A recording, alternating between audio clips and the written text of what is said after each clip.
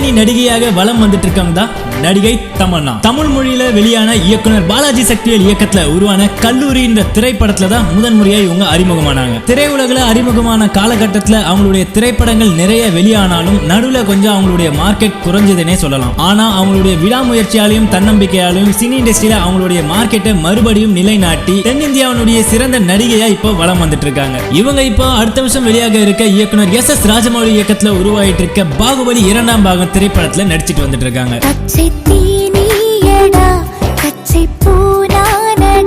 இவங்களுக்கு இப்போ திரைப்படங்கள்ல நடிக்க எந்த அளவுக்கு வாய்ப்புகள் கிடைக்குதோ அதே அளவுக்கு ஒரு திரைப்படத்தினுடைய ஒரே ஒரு பாட்டுக்கு நடனம் ஆடவும் வாய்ப்பு கிடைச்சிட்டு வருது. அதுலயும் ஒரு படத்துக்கு தமன்னா வாங்கும் சம்பளம் ஒரு பாட்டுக்கு டான்ஸ் ஆடுறதுல கிடைக்கிறதுனால புது நடிகர் பெரிய நடிகர்னு எந்தவித பாகுபாடும் பார்க்காம பாடல்களுக்கு மட்டும் நடனம் ஆட ஒத்துட்டு இருக்காங்க நடிகை தமன்னா. அது மட்டும் இல்லாம இந்த விஷயத்தை பத்தி அவங்க என்ன சொல்லியிருக்காங்க அப்படின்னு பார்த்தா, என்னுடைய டான்ஸுக்காக தயாரிப்பாளரே அவ்வளவு பணம் கொடுக்கிறாரு அப்படின்னா நான் நடனம் ஆடுறதுல என்ன தப்பு இருக்கு அப்படின்னு கேட்டிருக்காங்க. சோ அதனால இனிவரும் காலகட்டங்களுக்கு நடிகை தமன்னா பல படங்களுக்கு ஒரு பாடலுக்கு மட்டும் நடனம் ஆடுவாங்க அப்படின்றது தெரிய வருது. ஓகே, அப்படி எந்தெந்த மாதிரியான படங்களுக்கு அப்படி எந்தெந்த மாதிரியான பாடல்களுக்குலாம் இவங்க அப்படி இப்படி நடனம் ஆடுவாங்கன்றத நம்ம பொறுத்திருந்து தான் பார்ப்போமே.